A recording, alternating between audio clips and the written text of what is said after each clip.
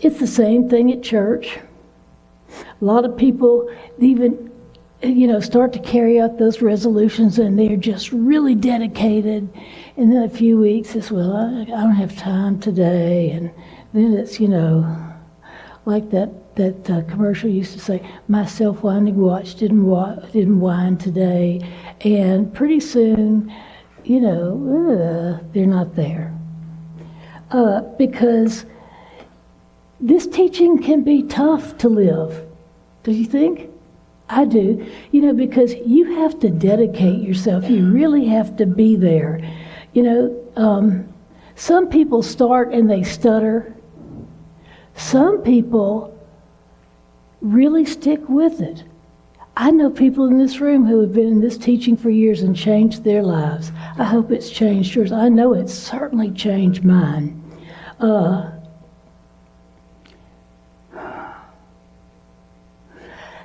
Science of mind requires us to think.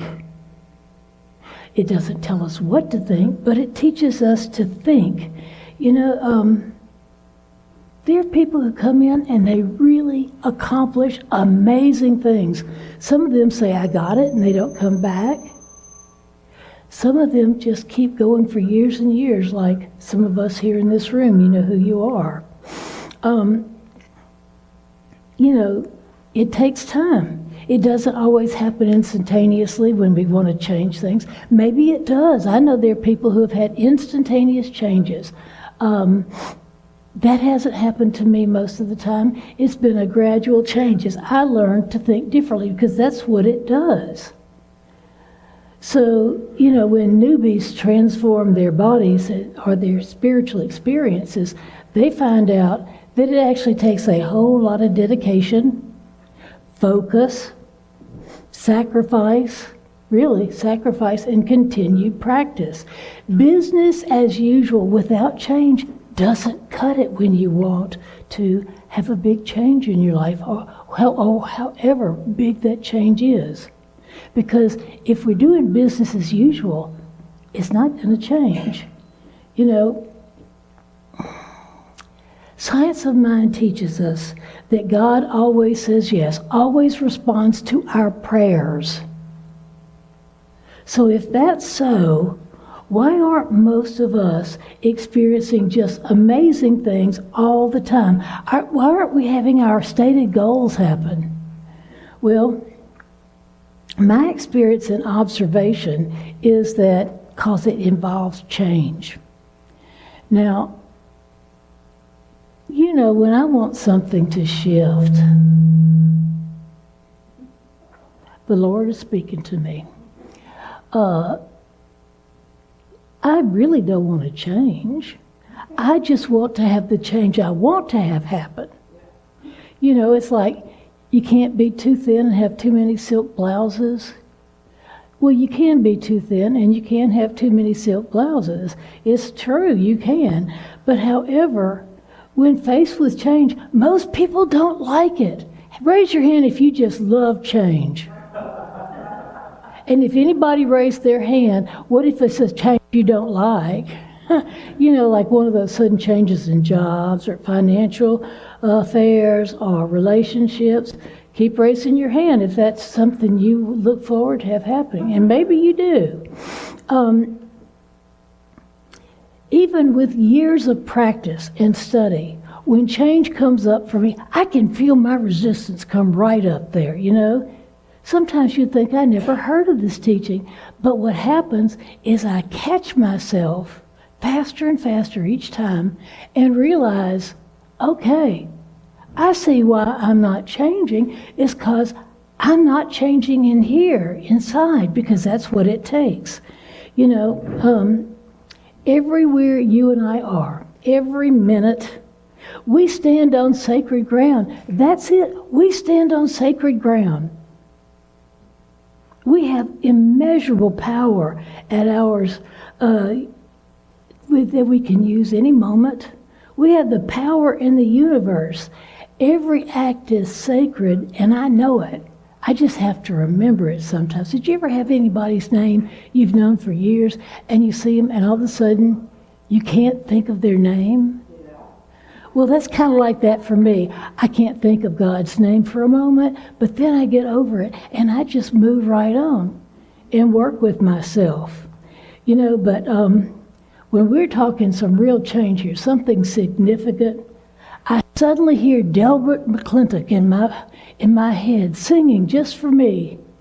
Standing on shaky ground, ever since you put me down. Standing on shaky ground, ever since you put me down. And I go, oh, Delbert, please stop. Really now. I dance it when those things happen if I didn't feel like I was about to fall over. We're talking about something new, something different. And come to think of it, I kind of like my old ways and the way I was doing. It's comfortable, even if it's only by habit. Do you have anything like that? Okay, thank you. One person told the truth. I remember after a picnic at the Spiritual Living Center of Atlanta one year, there was a man there who just had the best legs I'd ever seen. Oh, he had these perfectly muscle-formed legs. And I said to Paul Gagne, who was the minister at the time, Paul, I want those legs for myself. And he said, Susan, you know that man runs about 50 miles a week? And I said, now, Paul, I said I wanted his legs. I never mentioned that I'm going to run 50 miles a week. I just want his legs. See, because I didn't want to change. I just wanted his legs. Familiarity is just comfortable sometimes. Even if something we don't really like. Did you ever find something you didn't like, but it was familiar and you kept doing it? Okay, it's just me. When I resolve something, and I really resolve it, I gather myself together, I pray, I meditate, I vision things, and then I undo it all a little bit by worrying, and then I go back and I pray and I vision, I meditate, and then a little worry creeps in. But I start realizing every time I think of something in opposition to my stated goal, and I have an affirmation ready. And I use that affirmation over and over. Sometimes walking down the hall of one of my old houses, I remember having a thought, an affirmation, just as I walked out the bedroom door. And by the time I got to the end of that short little hall, I'd had to reaffirm 3 times because I thought of everything why it couldn't work. You might tell yourself to start noticing when you're kind of sabotaging yourself. But what I needed to know when I did that was made clear to me. Because I treat it, as we in Science of Mind say, for anybody who doesn't know that, it's our form of affirmative, declarative prayer for this talk today. I treated about pretty much everything. And prayer works unfailingly, and it works right on time. And I said, well, what am I going to say? And I had another talk. I thought, oh, that's so easy. I'll just use it. And then I got it out last night. And I thought, no. So I stayed up till 2:30 and rewrote it. But you know what? It just came out okay, I believe. You can tell me afterwards. But, that's happened for me several times lately. I treated about something, and something totally different came together in a better way than I could have ever imagined. Spirit, God, infinite mind, by whatever name we call it, seems to be smarter than me. I just was shocked. But there are things I don't know how they're going to go, and it's good to be that way, to stand in that valley of faith. It's a bowl of creativity. It is, because you stand there and you say, I don't know how this is going to happen, but I know right now it is coming together and is closer every minute, and I'm watching it unfold in my life. Yeah. And it's one of those moments my old Baptist background comes out and I go, think of Jesus. I want to dance. Now, dancing isn't very Baptist, but certainly the enthusiasm is really good. It was an appreciation. Why? Because by whatever means something happens, and it's usually ordinary, everyday means, it doesn't have to be some big poof magical thing. Things just come together, and it's so thrilling. I remember a time I wanted to sell my car, and I decided I was going to sell my van that night, and the next day walking into school where I taught, someone came up and said, "Yeah, I know you've always loved my Volvo. I'm going to sell it. You want?" I said, "Sure, I'll buy it." That was it. And we were going to do this after school got out, and I went over there to his house, and I hadn't even put my car up my van up for sale. And he said, "Why don't you trade me your van and just give me the difference?" That works for me. Yay, Jesus. So those lyrics of Delber's just kind of pop up in my mind sometimes. And it's really good because it reminds me that, I'm feeling a little shaky. I'm on shaky ground. Those lyrics just pop in my head. But, it's actually, they didn't just pop in my head by chance. It was my intuition. That knowing from inside that is not logical, we just know it. And you may be thinking, Delbert McClintock is not intuition. He's a performer, and it's out there. Well, you know what? The fact that I had it come to me just shows me something, because it reminded me of so many things, of how often I doubt, how often I affirm what I don't want. When you let me down, when something happens, whatever it is, it's only our opposition of belief that we can have what we want coming up to show us what we need to let go of.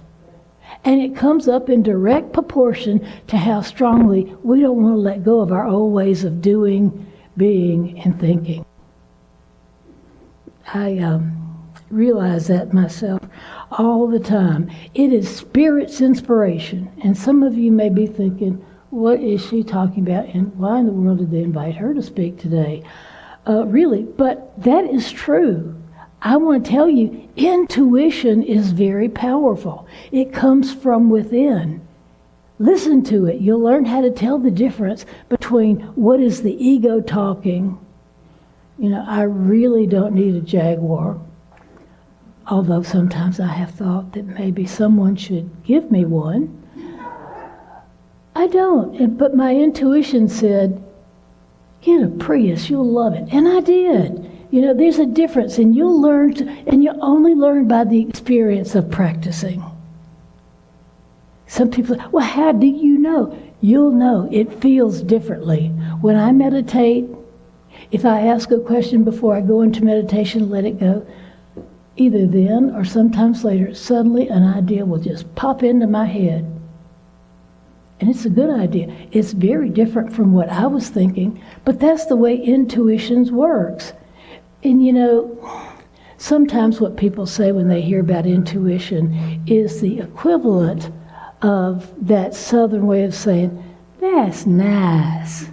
You know how that's nice? It means, okay, whatever. When you're really thinking something totally different. But this teaching is not nice, it's fabulous. It's great. It's powerful. Absolutely. It is beautiful to immerse ourselves in the knowledge and the belief that right where we are right now, we stand on and in sacred ground. The air is sacred.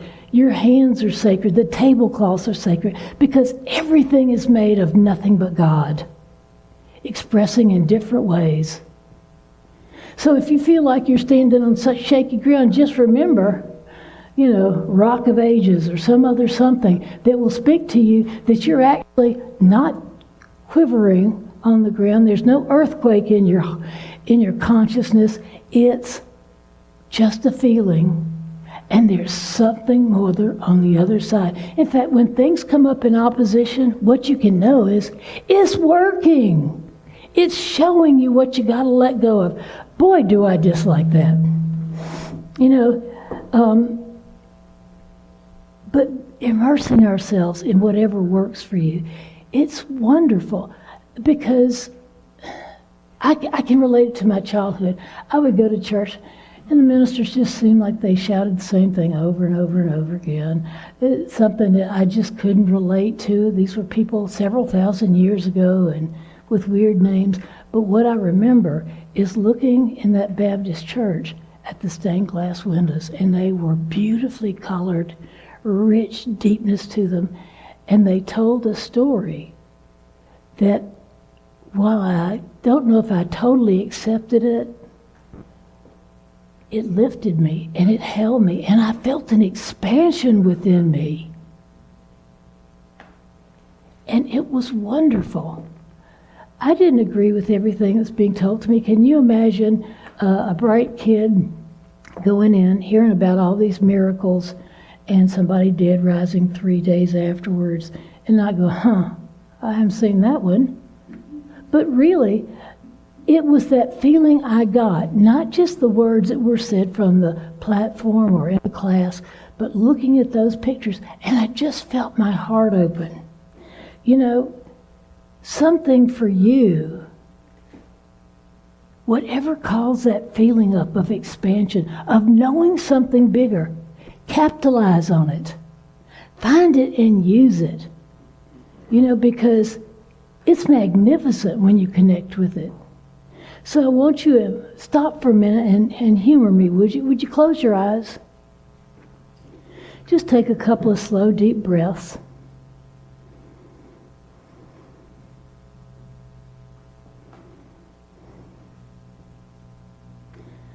Notice what comes to mind after I say the words, you are standing on sacred ground. You are in sacred space. You are sacred.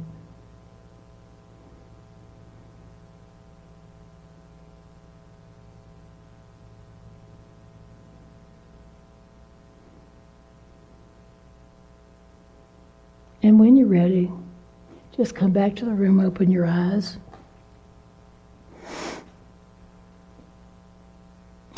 Who knows what you got individually?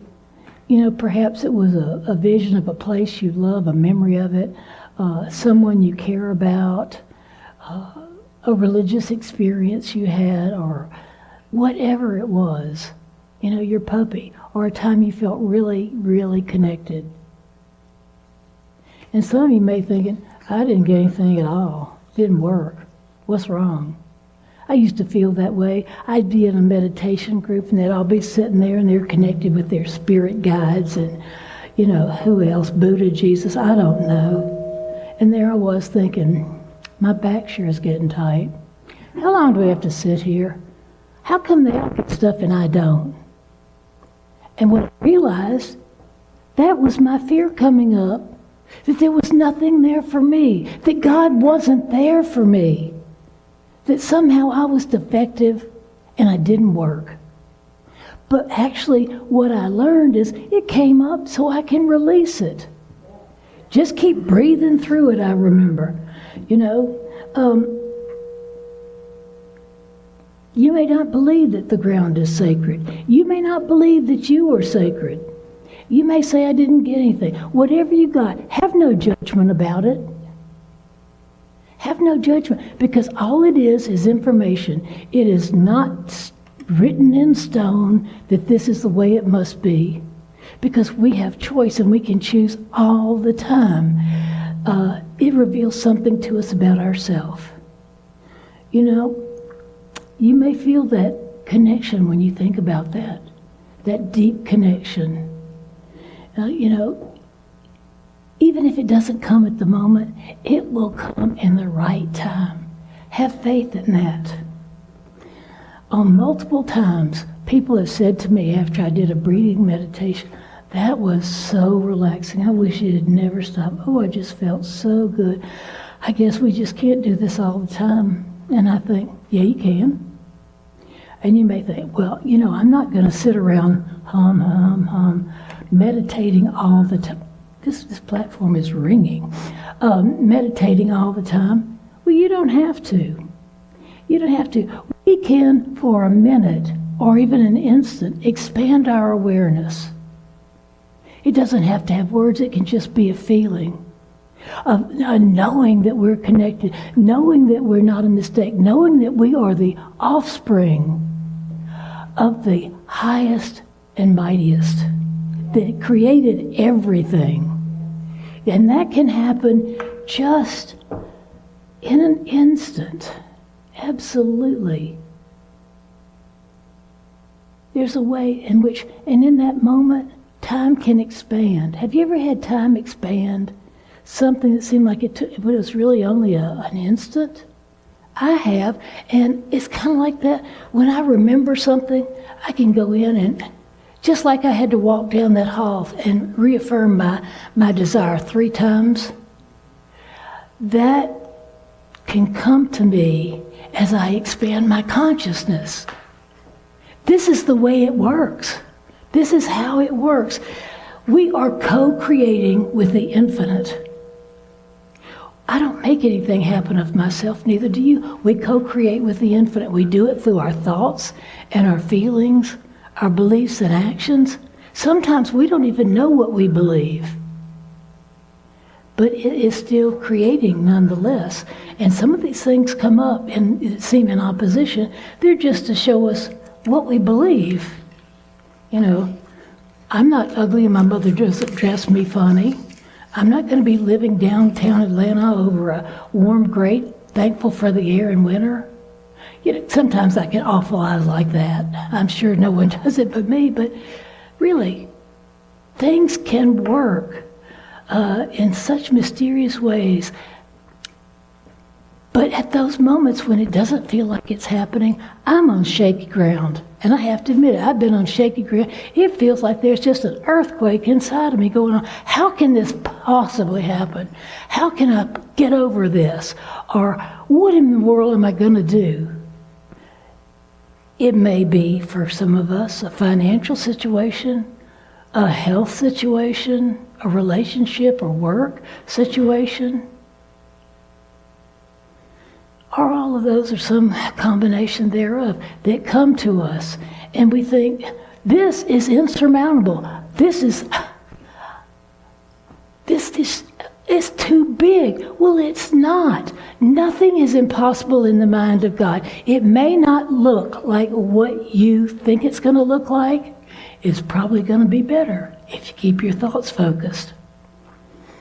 Now, it depends on consciousness. And so I said, that's how much we know we stand on shaky ground or sacred ground is by what's going on in our life. And it's determined by our consciousness. And then I said, we always say consciousness, consciousness, consciousness. What is it? Well, according to dictionary.com, it's the state of being aware of one's existence, sensations, thoughts, surroundings, whether actively or subconsciously. I know someone who was able to change his belief instantly. It was amazing. I read about this in a book called Change at the Speed of Light. It was 1988 and in the North Sea on an oil rig, and a disastrous explosion happened. 166 people died, and only 63 people survived. His name was Andy Moken, one of those people, and he was an off-duty supervisor. They work really hard on those rigs, and by the time they go to sleep, they're really deeply asleep. So not only was he deeply asleep, I really doubt with all those men he had any clothes on, but what he did in an instant, without stopping for anything, he ran out from the sleeping quarters. He ran to the edge of the rig and jumped off 150 feet into the North Sea. It's cold, it's dangerous, it's tumultuous, they're big waves. Any number of things could have happened to him. First of all, he knew that, unrescued, he could only live about 20 minutes, no matter how hard he tried, without hypothermia getting him. He knew that if the wind shifted, he could be thrown into the side of the rig, knocked into La La Land. You know, he could think of all these things, but none of that happened. And Andy survived. Now, he didn't do it because he wanted personal growth. He didn't do it from confidence. He didn't do it like it seemed like a good idea. And he didn't say, I'd like a spiritual challenge today. No, he didn't. And when asked why he made this instantaneous decision, this is what he said. It was jump or fry. And that's why he lived when 166 people died. They stayed probably, they thought it was their job, or maybe we can contain this, or whatever else. Andy knew inside him, this is really serious. If you want to live, do it. And he did it. I don't know if I could have done that, really. So this is a man who knew how to deal with change and was open to changing his mind. But here's the thing. You and I don't have to experience what the author of that book calls a burning platform, where it's jump or fry. It can feel like it is, but it's really, you know, we always have the spiritual power. And I'm not saying that in every situation you're going to live, everybody dies at one point or another. But what I'm saying is those situations that feel like that burning platform, or even if they're not actually that burning platform, but we think, you know, we might get that health diagnosis, or I think my partner's messing around behind my back, or whatever.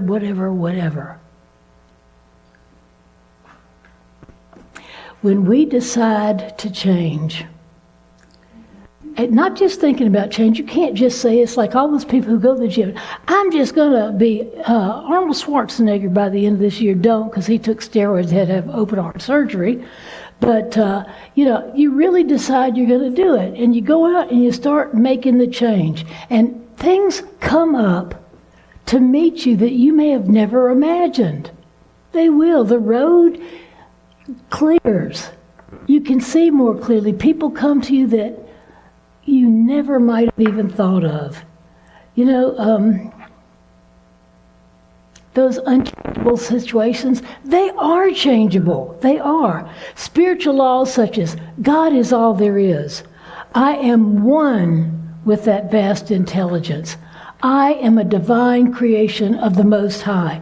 Those are the kind of things that we can say to ourselves and remember. And you don't have to profess a certain belief system. You don't have to give money to a particular organization or necessarily go to church. This is the way that it works. In fact, amazingly, you don't have to even believe in God.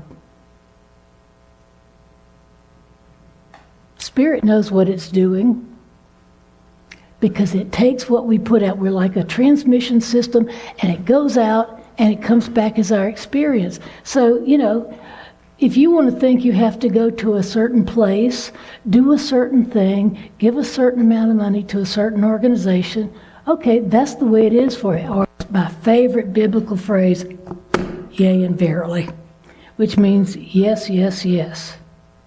You know, even I can have been told the same thing over and over, but when I hear it and I'm open and receptive, I hear it differently, and I'm telling the truth. I am. I hear it differently, things I couldn't even hear before. You know, when I need to know something, what I affirm is, I know what I need to know exactly when I need to know it. It is as clear as writing on the wall. And let me tell you, keep your eyes open, because it's going to happen when you keep affirming that, unless you go, I never didn't. That doesn't happen. I don't believe in this stuff. Okay, yea and verily. But when you really decide to change, things will be presented to you and come together that you never could have imagined. Prayer makes things possible, but it does not necessarily make them easy. If there's something you really need to do, you want to do it and you haven't been able to do it before, somehow you can do it this time.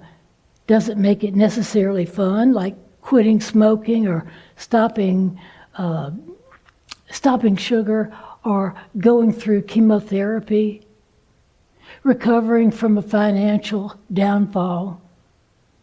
But it is possible. And a lot of people say after these things, I didn't think it would do this, but I got a lot out of that experience. Because when you pray, you get two things. One, you get what you prayed about, and two, you get greater faith. Just be careful what you pray about, because prayer is not just this letter to God, starting with Our Father and ending with very truly yours, or Amen. It is everything we think and feel, and we emote. We give off energy all the time. How much resistance we have is in direct proportion to the amount of belief we have in why that can't happen. I must say that again, because people ask this all the time. I started praying and this happened. I started praying about money and I got the biggest bill from the power company I'd ever had. It comes up to show you, let it be information. It doesn't mean you're never going to be financially successful. What it means is, here's what you need to know. That's it. Having faith in God's presence, in Spirit's presence, will see us through if we're willing to stay focused. Absolutely. We stay focused on our goal and be open to new ways of doing things. And you'll be guided. You don't have to think it all up by yourself. You're never thinking all by yourself. Spirit is in and around, is through this very air. This air is vibrating with the energy of God, as well as everything in this room is doing so. Our beliefs in the past don't matter. It's when we decide something right now, and I don't mean that flippy-floppy, oh yes, I'm going to do this, sure, but first I have to go to the movies, or I have to watch Netflix for 4 hours, or something like that. When you really decide, things change. We have to be open to those new ways of doing things, and they'll be revealed to you. You don't have to force it.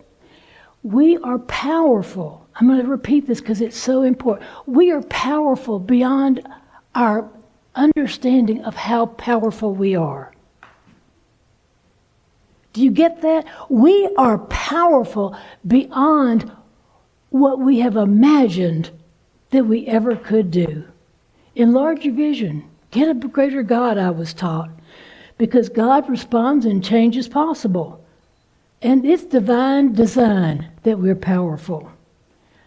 And I will tell you this, I wouldn't offer anything to you that I hadn't personally proved myself. And just because I'm a minister, please know I am no angel. And I have at times been an excellent bad example. And I really mean that. Looking back, I go, oh my God, how could I have done that? And God said, well, you did. You did it, So what? It's over. The present moment is what we have. And it is powerful. You decide to really change, and things start happening and are set in motion to make that change possible. Science of mind is an excellent way to upgrade your experience. Science of mind may not always be easy because it requires us to think, really think, and to take responsibility for our actions and be willing to change them. And a lot of people want to have the poof, oh good, look at how it's all done experience. This is not magic, it is spiritual law. It's the way it works. So, I've been working up to know that by tomorrow, I'm having a greater experience. My January 6th is going to be just perfect, because I know better now and I do better. And if you feel less than faithful at times, do not be discouraged. Many of us feel that way. Some of the greatest spiritual teachers have had those thoughts. Okay, you feel that way, but it's not the truth. Remind yourself. Get a little short affirmation that can pop in your head just like that, so that you have something when you realize that thought comes up. Well, how do I realize it? It happens so fast. Tell yourself to realize it, just like you tell yourself to wake up 10 minutes before the clock goes off, and it works. Tell yourself to realize when you're thinking something in opposition. And know that there are practitioners, prayer practitioners, if you're not familiar, and ministers in this teaching who are here to help you. There are several in this room now. I know that. And they will know a greater truth for you because it all goes into the mind of God.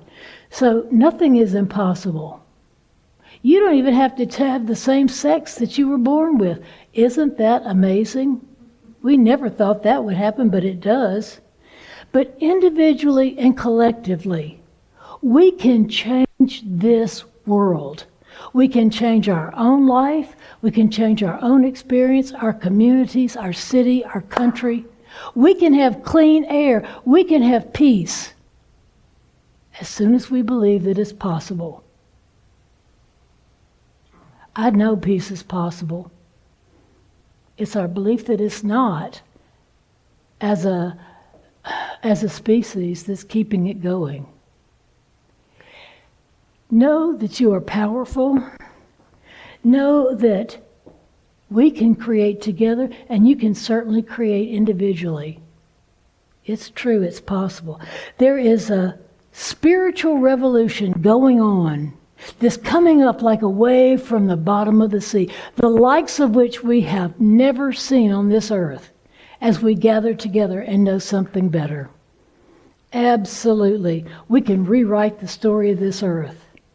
So when you're calling in your brand new shiny 1925 you, let it be wonderful.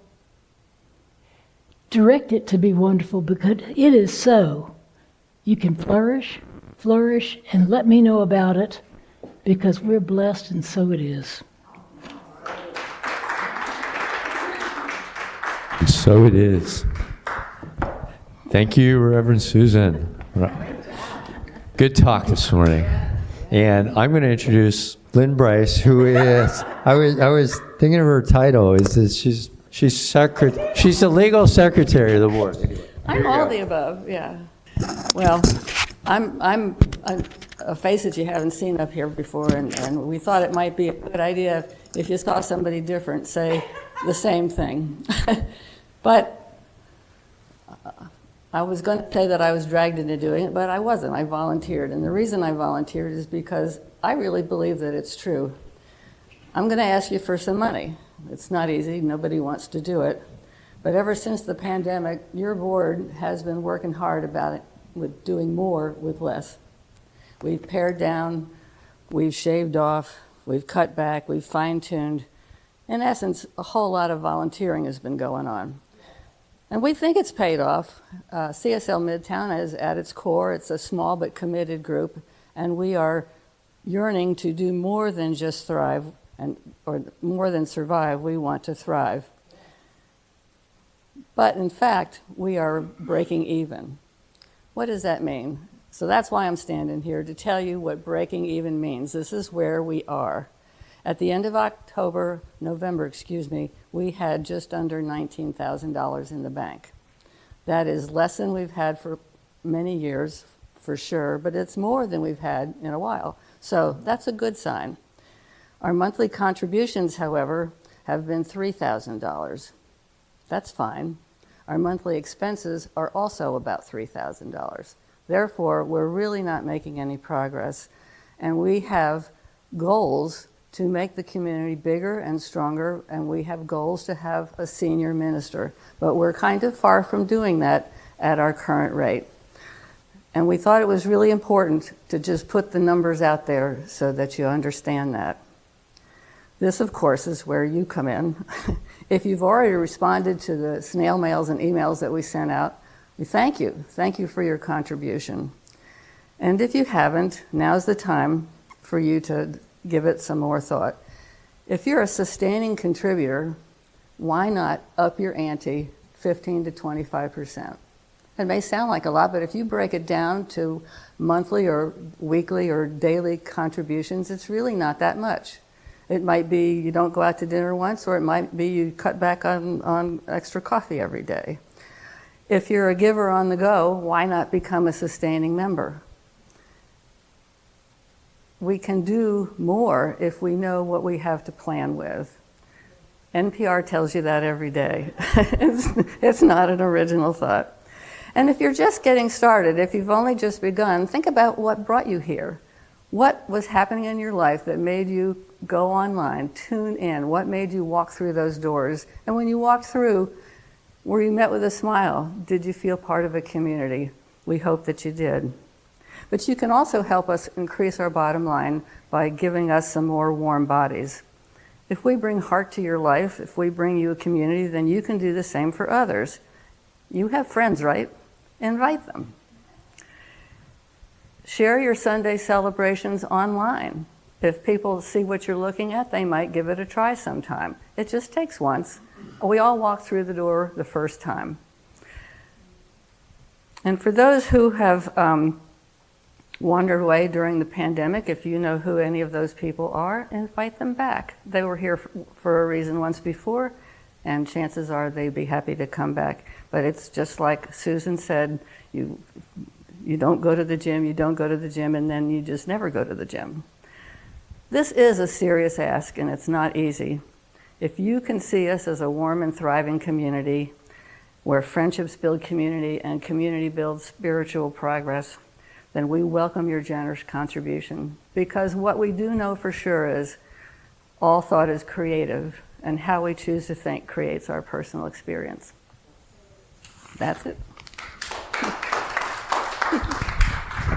Thanks, Lynn. All right. So you can donate.